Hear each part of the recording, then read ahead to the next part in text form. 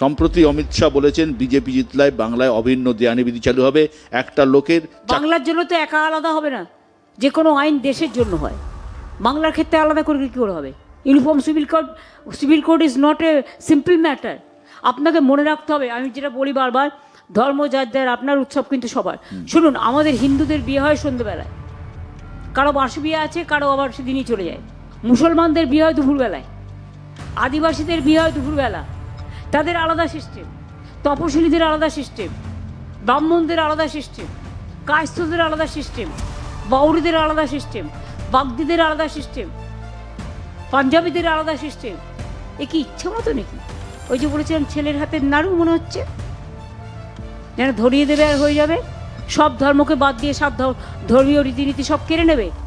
সেই জন্যই বলি আমি, এরা অধর্মের লোক, এরা বিষ ধর্মের লোক, এরা বিধর্মী লোক, বকধার্মিক।